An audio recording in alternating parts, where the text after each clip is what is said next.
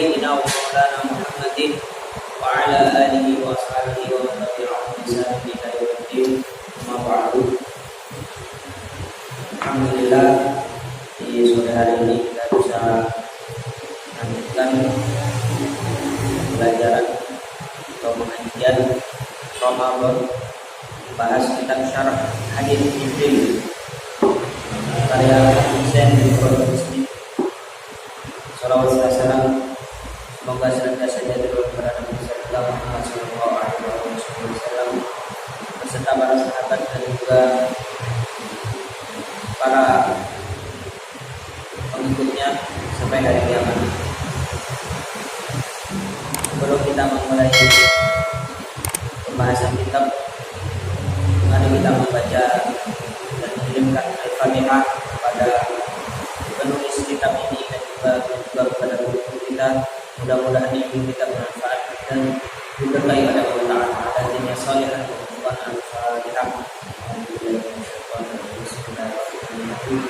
Alhamdulillah rabbil alamin. Iyyaka na'budu wa iyyaka nasta'in.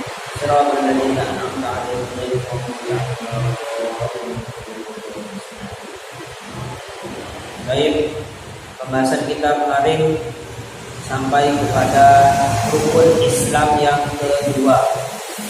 Rukun Islam yang kedua yaitu salat. Kita telah mempelajari dan mengetahui mengenai definisi dari salat, bahwa salat itu merupakan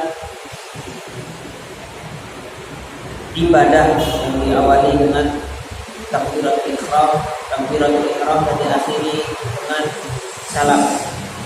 Dan yang dimaksud dengan mendirikan salat yaitu istiqomah dan melazimkan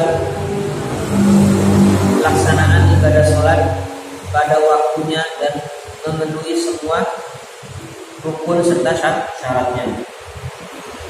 Sekarang kita sampai kepada penjelasan mengenai syarat-syarat sholat, syurut sholat. Nah, biasanya dalam ibadah kita menemukan ada syarat dan ada rukun. Apa bedanya syarat dengan rukun? Syarat, apabila syarat suatu ibadah, maka syarat itu bukan bagian dari ibadah tersebut. Tapi ibadah tidak akan sah tanpa adanya syarat. Syarat itu bukan bagian dari ibadah, namun tanpa adanya syarat maka suatu ibadah tidak akan sah. Nah, sedangkan kalau rukun itu bagian dari ibadah. Isi dari ibadah itu adalah rukun. Syurut salat, syarat-syarat salat. Di salati syurutun la budda min taqaddumiha 'alaiha. Salat memiliki beberapa syarat yang harus dilaksanakan sebelum mendirikan salat. Wa istimrariha fiha ila inqidaiha. Dan syarat itu harus tetap ada selama pelaksanaan sholat sampai akhirnya pelaksanaan sholat.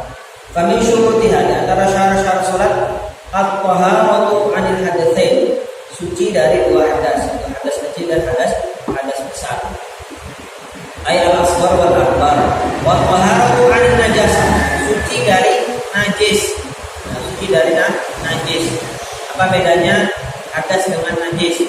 Nah, kalau hadas itu kaitannya dengan diri kita, badan kita yang tidak kelihatan, tapi berkaitan dengan tubuh. Nah, kalau najis itu zahir kelihatan.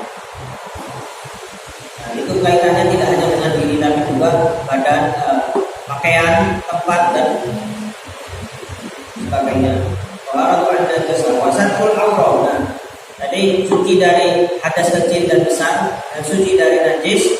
Kemudian satrul aurat, menutup aurat. Kemudian dukhulul waqti, masuk waktunya. Jadi nggak boleh sholat zuhur sebelum masuk waktu zuhur. Harus waktunya. Wastiqbalul qiblah, dan menghadap menghadap kiblat. Wa taharatu 'anil hadatsil asghari tahsulu bil wudu. Nah, suci dari hadas kecil itu tahsulu bil wudu. Wasilahnya dengan melakukan wudu. Wa 'anil hadatsil akbari tahsulu bil ghusli. Nah, suci dari hadas besar itu dilakukan dengan melaksanakan mandi besar. Wa yaqumu maqamal wudu'i wal ghusli at-tayammum fi halatil udri kama sayatina. Dalam keadaan wudu dan mandi junub, mandi besar itu bisa digantikan dengan tayamum pada keadaan wudu. Nah, itu bagaimana? Bisa akan dijelaskan. Pemaqasidut taharati arba'atun. Nah, alat atau tata cara dalam bersuci itu ada 4. Tata cara dalam bersuci itu ada 4 macam. Wahya al-wudu wal ghuslu wat tayammum wa izalatul najasa, yaitu wudu dan bersuci, ghusl itu mandi, ya, jadi wudu dan mandi, cuma at-tayammum, kemudian tayammum, wa izalatul najasa, dan menghilangkan najis. Nah, ini adalah bersuci. Macam-macamnya bersuci ada 4, yaitu izalatul najasa, menghilangkan najis, ya, dengan mencuci pakaian, nah, itu masuk izalatul najasa. Dan wudu, kemudian mandi dan tayammum. Wawasan hal arba'atun aidon. Alat untuk bersuci itu ada 4 juga, yaitu pertama al-ma'ut tahur, air yang suci dan mensucikan. Wa turabu al-khalis alladzi lahu ba. Tanah yang bersih, nah, tidak ada kotoran, tidak ada najis. Nah, tanah yang suci alladzi lahu ba, yang punya debu. Jadi bukan tanah yang keras juga, tapi tanah yang punya ada debunya. Jadi kalau diusapkan itu ada bekasnya. Wadabil wa huwa kullu hirrifin yanzi'u fadlatil jildi. Nah, kemudian perantara untuk bersuci juga adabil, yaitu alat menguliti sisa-sisa daging yang ada yang nempel di kulit. Wa hajarul istinja, dan juga batu istinja. Batu istinja itu apa kriterianya? Suatu benda atau batu itu boleh dijadikan alat untuk istinja. Wa huwa kullu tahirin jamidin. Nah, setiap barang yang suci dan keras, harus keras. Suci, keras, qali'ud, yang bisa mengangkat najis, dan juga ghair muhtaramin, tidak sesuatu yang dihormati atau dimuliakan. Contoh tahir jamid, batu. Nah, batu itu tahir jamid, qali', yang bisa mengambil bagian najis. Yang keras tapi nggak bisa mengambil bagian najis itu apa? Contohnya, tapi suci, kaca atau botol. Botol itu keras, suci, tapi dia kalau dipakai batu istinja nggak bisa mengambil atau membersihkan secara bersih, ngulik bagian najis. Contoh yang suci, keras, bisa ngambil najis tapi dihormati atau dimuliakan. Contohnya batu, batu yang ada tulisannya lafzul jalalah. Nah, itu nggak boleh istinja. Wasail itnatani, alat yang dipakai untuk mewadahi perantara tadi, alat yang dipakai untuk mewadahi benda yang untuk bersuci, yaitu al-awani, yaitu ini kayak awani itu tempat untuk mengumpulkan air, bisa gayung, bisa bak. Wasail perantara dari perantara. Nah, jadi sebelum sampai ke pemakaian perantara, nah itu ada perantaranya lagi. Jadi sebelum pemakaian alatnya itu ada wasilahnya lagi. Yaitu dua, yaitu tempatnya, wadahnya, tempat air, wal ijtihad, dan ijtihad, berusaha untuk menentukan sikap. Nah, misalkan kita mau wudu, nah, terus tidak ada air, maka kita harus beristihad apakah kira-kira kita ini boleh bertayamum atau tidak. Nah, itu adalah wasilah menuju ke wasilah. Nah, karena dengan istihad, nah, kita ada perantara untuk menentukan mau pakai air atau pakai debu. Kalau pakai air berarti wudu, kalau pakai debu itu tayamum. Nah, itu adalah perantara menuju ke perantara lain. Perantara lainnya apa? Perantara pertama itu istihad, perantara keduanya alatnya, yaitu air atau debu. Wahwa apa itu istihad? Itu badul majhud fi tahsinil maqsud. Mengusahakan atau mengeluarkan segala usaha fi tahsinil maksud untuk mendapatkan yang diinginkan. Itulah istihad. Jadi harus ada usaha. Kalau kita misalkan tidak ada air, maka harus berusaha dulu untuk nyari apa? Nyari air.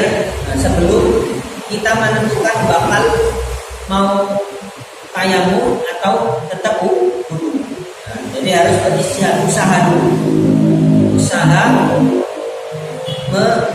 Yang itu menentukan kita apakah bakal pakai air atau pakai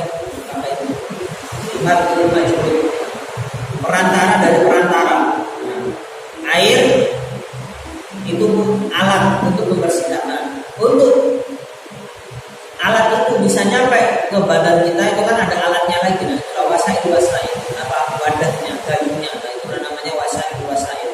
Nah, alat juga untuk bisa mengguyurkan air itu ke badan, itu juga ada wasilahnya lagi, apa usaha kita. Kalau nggak gerak ya nggak bisa basuh. Al-wudu. Nah, kemudian ini penjelasan mengenai syarat-syarat sholat. Yang pertama yaitu al-wudu. Alatnya untuk bisa melengkapi syarat sholat yaitu al-wudu. Al-wudu huwa ghusl a'dha'in makhsusah biniyatin makhsusah. Wudu adalah membasuh, mencuci anggota tubuh yang khusus dengan niatan atau dengan maksud khusus. Apa saja bagian yang disucikan atau yang dibasuh, yaitu dari muka, kita sudah tahu muka, tangan, sebagian kepala, telinga, kemudian kaki. Biniyatin makhsusah, harus dengan niat. Kalau tanpa niat maka tidak sah wudunya. Dianggap sebagai basuh biasa, tidak dianggap sebagai bagian dari ibadah. Wajibu 'alal muhditsi. Nah, wajib hukumnya bagi orang yang berhadas.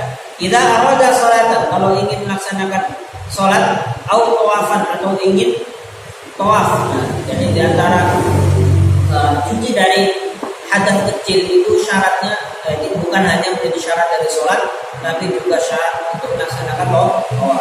Au masal mushafi, atau mau nyentuh mushaf, au hamluhu, atau bahkan membawa mushaf Al-Quran, diwajibkan untuk berwudu. Wa yundabu lil junubi idza arada aklan. Nah, ini enggak wajib, di sunnah. Sunnah bagi orang yang sedang junub, punya hadas besar, kalau dia mau makan, au syurban atau minum, au nauman atau minum, atau tidur, awatan atau mau berhubungan intim. Nah, jadi ini disunahkan berwudu. Orang yang sedang junub ingin makan, ingin minum, ingin tidur, atau ingin berhubungan badan lagi, maka disunahkan berwudu. Hubungan badan kan dulu. Kalau mau hubungan badan lagi, nah itu disunahkan untuk berwudu. Wal afdalu an yatawadda'a li kulli sholatin. Nah, afdalnya kita disunahkan untuk wudu tiap waktu sholat, yang masuk waktu sholat, meskipun kita belum batal. Wa yajuzu an yusalliya bi wudu'in wahid ma sya'a min as-shalawati ma lam yuhdith. Nah, boleh kalau kita mau wudu, kalau kita mau sholat dengan jumlah berapapun dengan satu wudu selama belum batal. Kalau batal harus ulang lagi. Makruh wudu sitah. Rukun dari wudu itu ada 6. Rukunnya ada 6. Arba'atun minha ma'khudatun minal Qur'anil Karim. 4 di antaranya disebutkan secara eksplisit dalam Al-Qur'an. Adapun 2 lagi itu dari hadis. 4 itu dari Al-Qur'an, 2 dari hadis. Apa saja yang 4 itu? Yaitu dalam Al-Qur'an disebutkan dalam surat Al-Maidah ayat 6, "Idza kuntum ila sholati faghsilu wujuhakum wa aydiyakum ila al-marafiqi wamsahu bi ru'usikum wa arjulakum ila al-ka'bayn." Itu apa? Idza kuntum ila sholati faghsilu wujuhakum, membasuh wajah. Faghsilu wujuhakum wa aydiyakum ila al-marafiq. Nah, tangan sampai siku. Wamsahu bi ru'usikum, usap kepala. Wa arjulakum, kaki kalian ila al-ka'bayn, sampai mata kaki. Jadi mencuci wajah, tangan, membasuh membasuh kepala, kemudian cuci kaki. Itu yang disebutkan dalam Al-Qur'an. Wa tani ma'khudani min al-hadits syarif. 2 lagi disimpulkan atau diambil dari hadis Nabi, yaitu apa? Niat dan yang terakhir tertib, jadi harus urut, tidak boleh di campur di yang nomor 4 didahulukan jadi nomor 1, jadi harus urut, jadi nomor 1, 2, 3, 4. Jadi pertama harus basuh muka, kemudian tangan, baru kepala dan kaki. Tidak boleh kaki dulu. Apa dalilnya dari niat? Dari ayat Al-Qur'an, dari hadis Nabi SAW. Qala Rasulullah SAW, "Innamal a'malu binniyati." Muttafaqun alaihi, bahwa segala perbuatan itu tergantung kepada niatnya. Wa amma tartibu fa qawlihi sallallahu alaihi wa alihi wasallam, adapun rukun yang mewajibkan tertib adalah hadis Nabi SAW, "Ibda'u bima bada'allahu bihi." Mulailah dengan apa yang dimulai oleh Allah Ta'ala. Allah Ta'ala menyebutkan yang pertama wajah yang didahulukan. Ini wa makna niat. Apa itu arti dari niat? Niat adalah qasdu syai'in muqtarinan bi fi'li. Maksudkan atau menunjukkan suatu perbuatan muqtarinan bi fi'li. Maksudnya tadi atau kehendak yang kita ungkapkan tadi itu, yang kita tujukan itu berbarengan dengan melaksanakannya. Jadi tidak sebelumnya. Jadi niat itu berbarengan dengan kita memulai perbuatan itu. Jadi tidak sebelumnya. Wa mahalluha al-qalbu. Nah, niat tempatnya di dalam hati. Adapun at-talaffuz bil lisani sunnah. Melafalkan niat dengan lisan itu adalah sunnah. Tapi yang wajib itu harus dengan hati. Jadi kalau ada orang niat dengan lisan tapi hatinya tidak melafalkannya, tidak meniatkan, maka tidak sah ibadahnya. Jadi ibadahnya itu harus dengan niatnya dengan hati. Harus dengan hati. Jadi kalau hati sudah berniat tapi tidak melafalkan niat dengan lisan, maka itu sah ibadahnya. Tapi kalau dibalik balik, jadi tidak melafalkan niat di dalam hati, tapi melafalkan niat di lisan saja, maka malah nggak sah ibadahnya. Wa waqtuha 'inda ghusli awwal juz'in min al-wajhi fi wudu. Nah, kapan kita melafalkan niat dalam hati itu? Yaitu ketika pertama kali membasuh bagian muka dalam wudu. Wa 'inda ghusli awwal juz'in min al-jismi fil hadatsil akbar. Nah, namun ketika hadas besar, mau mandi junub, maka niatnya adalah ketika pertama kali mencuci atau membasuh bagian tubuh ketika mandi. Jadi niatnya ketika awal kita membasuh bagian tubuh ketika mandi besar. Wa makna tertib, arti maksud dari tertib dalam wudu adalah alla yuqaddima udwan ala udwina, tidak mendahulukan satu anggota tubuh dengan yang lainnya. Wa yahsul tartibu bil inghimas fil ma'i walau qalilan. Tertib itu akan terpenuhi meskipun misalkan kita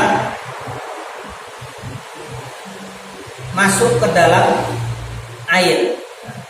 Jadi kita berendam dalam air meskipun hanya sedikit. Wa illam yamkuth 'alal asab, meskipun kita itu masuk ke dalam air tadi, jebur dalam air itu sebentar, tidak berdiam. Jadi langsung masuk, langsung keluar. Nah, itu sudah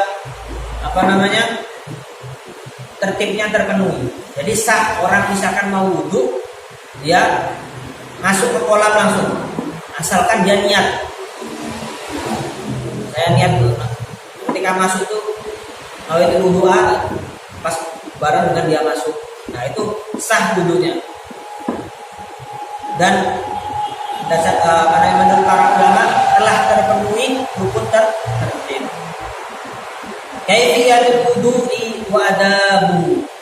Tata cara wudu dan adab-adabnya ketika wudu. Yundabu li muridil wudu an yabda'a bis-siwak. Disunahkan bagi orang yang ingin wudu memulainya dengan bersiwak. Siwak wal basmalah dan mengucapkan bismillah. Siwaknya dari kanan ke kiri. Dari kanan dari atas bawah. Kemudian lidahnya dari depan ke belakang. Wa an yaghsila kaffaihi thalathan. Jadi mengucap siwak terus bersiwak, kemudian mengucap bismillah, kemudian membasuh telapak tangan tiga kali. Tsumma yatamadmadu wa yastanfiqu bi thalathi ghurfatin. Kemudian berkumur-kumur dan menghirup air ke telinga, menghirup air ke hidung tiga kali. Ambilan 3 kali. Yusilu bainahuma bi kulli ghurfatin. Nah, jadi menyambungkan antara madmadah kumur-kumur dengan istinsyak tadi, menghirup air ke hidung itu bi kulli ghurfatin. Kan dari setiap ambilan air. Wa yastanfiru ma fi batini anfihi biasani. Kemudian mengeluarkan apa yang ada di hidungnya dengan tangan kiri. Jadi ambil air, kemudian hirup, keluarkan kan itu tangan kiri. Tsumma yaghsilu wajhahu salasan mubtadi'an min a'lahu. Kemudian membasuh muka dimulai dari yang bagian atas. Dari bagian atas. Seperti ini. Tiga kali. Wa yutilu ghurratahu. Meluaskan atau memanjangkan bagian yang diusap ketika wudu. Ghurrah itu bagian yang diusap ketika wudu. Jadi kalau bisa diluaskan, tidak hanya yang nuku-nuku, tapi kalau bisa sampai seluas-luasnya supaya apa? Disebutkan dalam hadis bahwa nanti di hari kiamat bekas-bekas wudhu itulah yang akan dilihat oleh Rasulullah SAW dan membedakan umat Nabi Muhammad dengan umat lain. Nah, bekas-bekas wudhu itu nanti dari kiamat akan keluar cahaya putih. Makanya kalau bisa, faman istata'a minkum an yutila ghurratahu falyaf'al. Karena siapa yang bisa memanjangkan bekas-bekas wudhunya, maka lakukanlah. Wa yukhallilu lihiyatahu. Ketika membasuh muka juga disunahkan kalau yang jenggotnya tipis. Jadi kalau sunah bagi yang jenggotnya tipis untuk dibasuh ini di sela-sela. Kalau yang tebal maka wajib di sela-sela jenggot yang tebal. Batasannya tebal dan tipisnya jenggot. Batasannya itu kalau kulitnya ini kelihatan maka itu tipis, tapi kulitnya nggak kelihatan berarti itu di sela-sela. Sumaya bersilu yadahul yumna salatan. Setelah membasuh muka maka membasuh tangan tiga kali. Wa yutilun tahjil. Dipanjangkan basuhannya. Minimalis sampai sini kalau bisa dipanjangkan. Fayarfa'ul ma' fawqal mirfaqaini. Diangkat airnya itu sampai di atasnya siku. Basuhnya gimana? Basuhnya dari sini ke sini.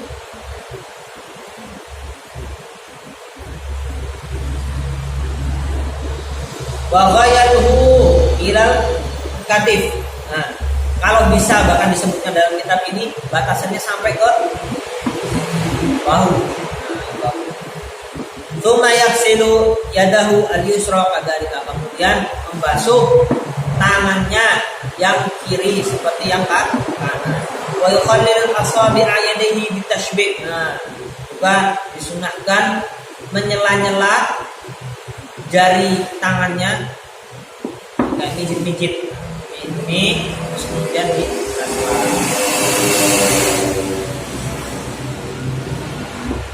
yang sahur salatan dan membasuh kepalanya tiga kali.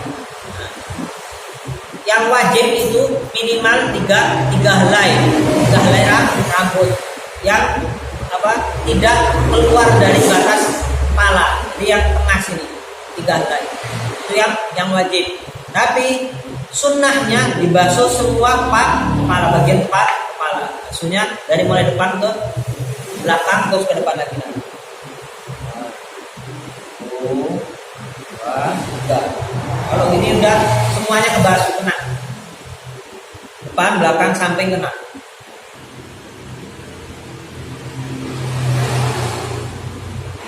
Semuanya kena.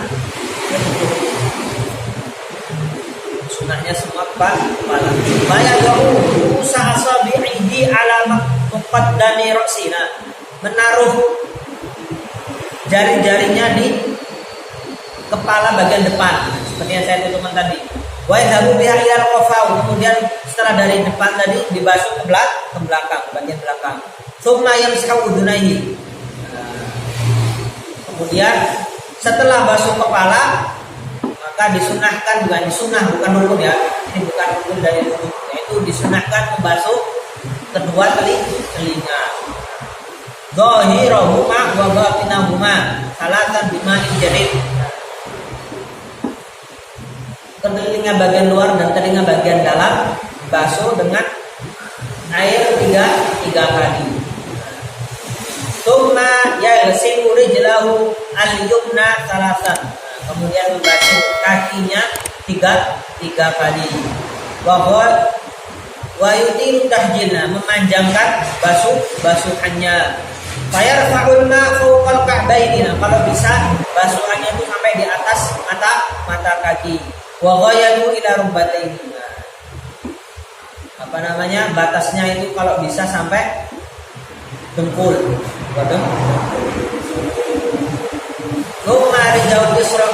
Kemudian kaki yang kiri juga dibasuh seperti kaki kanan. Wa yakhallilu asabi'ahuma mubtadi'an min khinsaril yumna ila khinsaril yusra. Nah, menyela-nyela jari kaki. Nyelanya dari kaki, dari mulai yang paling kanan sampai yang paling kiri. Yang paling kanan itu mana? Ini kelingking bawah ini. Nah, yang paling kiri sampai yang paling kanan sampai yang paling kiri. Dan dari semua rukun ini disunahkan juga kita mijat-mijat secara halus. Bukan mijat, siapa ini namanya? Lulus. Jadi nggak hanya di kayak wajah itu kan nggak hanya dibidikan aja, tapi dilus. Tangan juga nggak hanya dibasuh, tapi dilus. Kalau misalkan ada pancuran nggak hanya ditaruh aja, jadi basuh juga sunnah. Faidatun, ini ada tambahan faidah. Warada fil khabari, disebutkan dalam suatu hadis, man tawaddo'a fa ahsanal wudu'a, barang siapa yang wudu, Rasulullah SAW bersabda, barang siapa yang wudu, man tawaddo'a fa ahsanal wudu'a, dan dia wudu dengan baik, perbaiki wudunya, kharajat khatayahu min jasadihi.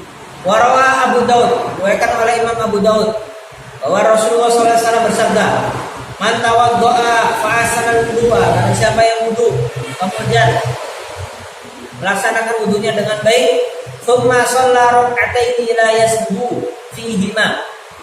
Nah, kemudian dia melaksanakan sholat 2 rakaat tahiyatul wudu, la yasjudu fihima, dia tidak lupa, maksudnya dia khusyuk dalam sholatnya, ghufira lahu ma taqaddama min dhanbi, akan diampuni dosa-dosanya yang telah lampau. Kemudian ad'iyatul wudu wa adhkar, doa-doa yang sunnah dibaca ketika wudu dan zikir-zikir yang dibaca ketika wudu. Yang bagi an yaqulal mutawaddi' 'inda ghusl kaffaini.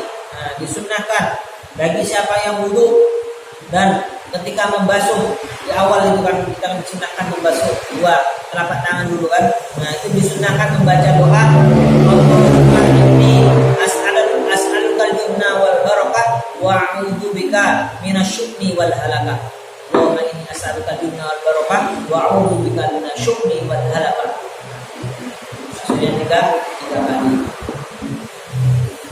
Kemudian ketika berkumur membaca doa, Allahumma a'inni ala dzikrika wa syukrika wa husni ibadatik. Allahumma inni ala dzikrika wa syukrika wa husni ibadatik. Nah, kemudian ketika menghirup air, mau menghirup air ke hidung, nah doanya Allahumma arini raihatal jannah wa Allahumma arini raihatal jannah wa anta radin anni. Nah, ketika mengeluarkan, jadi ketika menghirup itu Allahumma inni raihatal jannah wa anta radin anni. Kemudian ketika mengeluarkan Allahumma inni a'udzubika min wa'in nadi wa su'id dar. Wa Allahumma inni a'udzubika min wa'in nadi wa su'id dar. Ketika menghirup Allahumma inni as'aluka raihatal jannah wa anta radin anni. Allahumma inni a'udzubika min wa'in nadi wa su'id dar. Kemudian ketika membasuh wajah, Allahumma bayyid wajhi yauma tabyaddu wujuh wa taswaddu wujuh. Allahumma bayyid wajhi yauma tabyaddu wujuh wa taswaddu wujuh. Kemudian ketika membasuh tangan, kita membaca Allahumma a'tini kitabi bi yamini.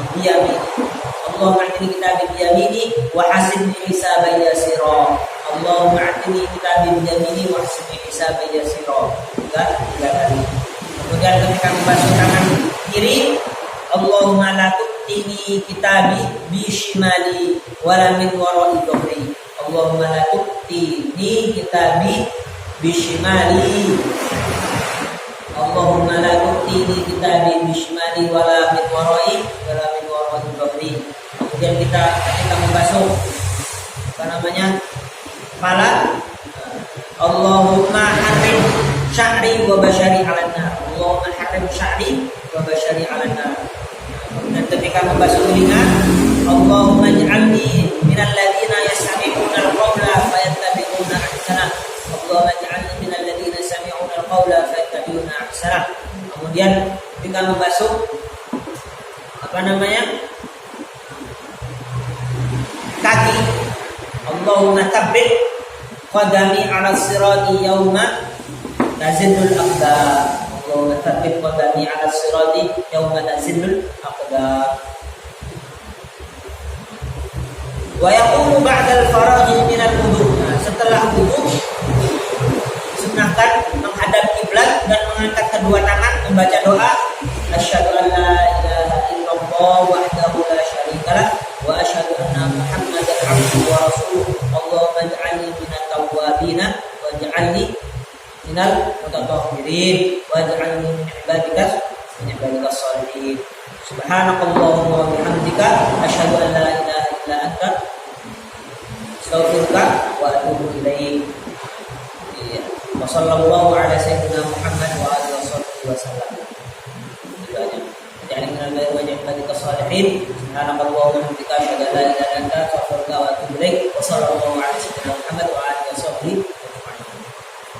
Wa fil hadis, sebutkan dalam suatu hadis Rasulullah SAW bersabda, man qala dzalika, barang siapa yang membaca doa tadi setelah wudu, futihat lahu abwabul jannah ats-tsamaniyah, akan dibukakan pintu surga yang 8. Yadkhulu min ayyiha syaa, dia diperbolehkan masuk dari pintu yang mana saja. Wa yajibu aidan 'alal mar'ati 'inda tuliha min al-haid wal nifas. Nah, juga diwajibkan mandi besar bagi wanita yang baru suci dari haid dan nifas. Wa minal wiladah, dan baru melahirkan. Walau kuduratan au anaqatan, meskipun lahirnya itu misalkan keguguran dan bentuknya masih gumpalan daging atau darah, itu masih umur sekitar sebulan 2 bulan, itu sudah wajib. Ketika keguguran itu wajib mandi besar.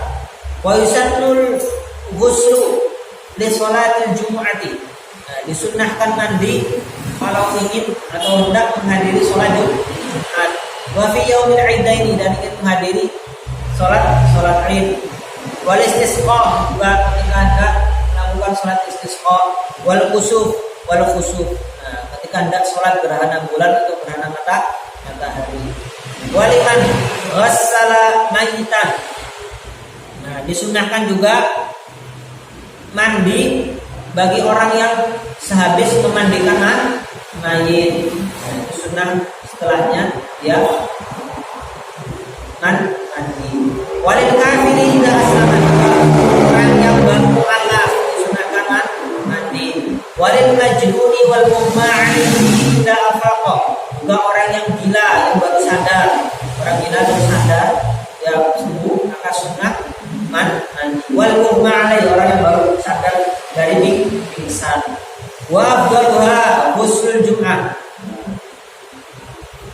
Dari mandi sunnah ini yang paling afdal adalah mandi untuk menyambut sholat Jumat.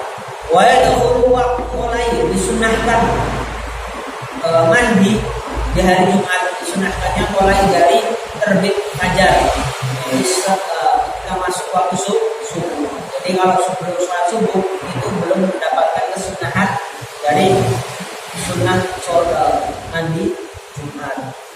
Wa ta'khiruhu ila iradatil rawahi afdal. Nah, adapun mengakhirkan mandi untuk sholat Jumat itu ketika hendak berangkat sholat Jumat itu lebih afdal. Jadi sebenarnya kalau mau mandi dari pagi itu nggak apa-apa. Afdalnya ketika hendak mau berangkat sholat Jumat. Wa yakhruju bil qiyasi min sholatil Jum'ati. Berhenti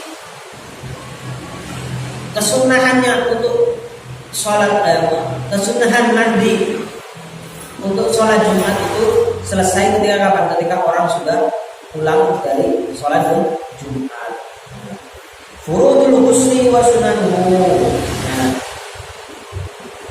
kewajiban atau rukun-rukun mandi dan kesunahan ketika mandi.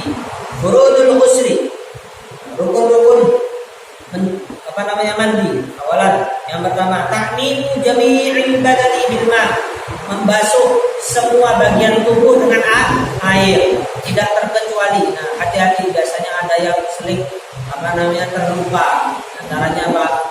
Ini bagian dalam mata ini, hubungan, kemudian di dalam telinga, kemudian bawah ketiak, sela-sela paha. Nah, ini biasanya terlupa. Kemudian lipatan pantat, nah itu biasanya terlupa. Nah, itu harus di sela-sela supaya terkena air. Kalau nggak terkena air maka tidak sah nantinya. Ma'aniyatin, nah, harus dengan niat.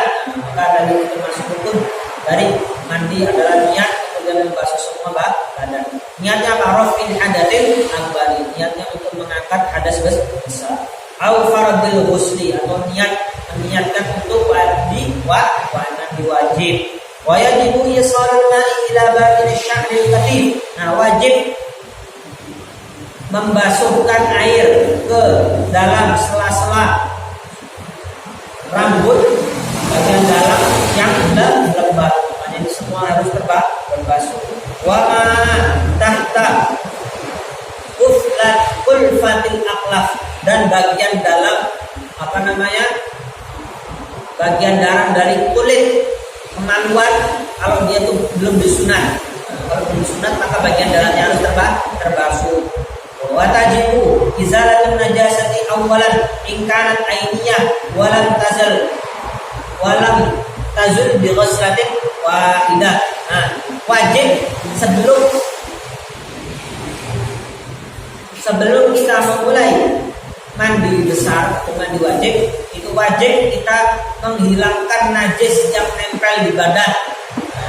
Kalau najis itu masih kelihatan fisiknya, warnanya masih ada, baunya masih ada, wujudnya masih ada, rasanya masih ada, maka wajib dihilangkan. Dengan catatan najisnya itu tidak hilang dengan satu basuhan, susah hilang. Wa illa kafa ghusl wahid lil hadathi wan najas. Kalau misalkan najisnya itu gampang hilang dengan satu basuhan, maka enggak apa-apa. Barengan mandi sekaligus menghilangkan najis. Tapi kalau misalkan najisnya kira-kira gak hilang dengan satu basuhan, maka wajib dihilangkan dulu najisnya. Wa isanu an yabda al-ghasilu bis-siwaki wa ghusl kaffaini. Sunnah ketika hendak ketika hendak mandi itu disunahkan memulai dengan bersiwak dulu, kemudian nyuci telapak tangan. Tsumma yaghsilu farjahu wa ma hawalaihi min qadarin, dan membasuh kemaluannya dan sekitarnya dari kotoran-kotoran. Tsumma yatawaddau wudu'ahu lis-shalah. Kemudian sunnah dia sebelum mandi itu wudu seperti wudu mau sholat. Tsumma yufidul ma'a ala ra'sihi. Kemudian baru memulai dengan menyiramkan air ke kepalanya. Tsumma 'ala ma aqbala min asy-syaqqil ayman. Kemudian yang ke bawah-bawahnya, yang bagian kanannya disiram bagian kanan.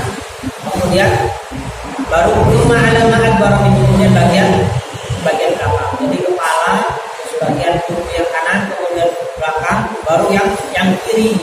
Tsumma min syaqqil aysar. Tsumma 'ala ma adbara min, kemudian belakang bagian kiri.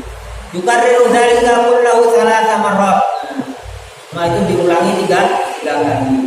Ma'a ta'ahudi al-ma'atif wa mura'atid dalki wa tasdiri fi kulli marrah. Nah, dengan memperhatikan bagian-bagian lipatan supaya semuanya terbasuh. Lipatan yang di bawah-bawah sini, dalam sini, lipatan paha. Kemudian ya, dan semuanya diusap. Sunnah diusap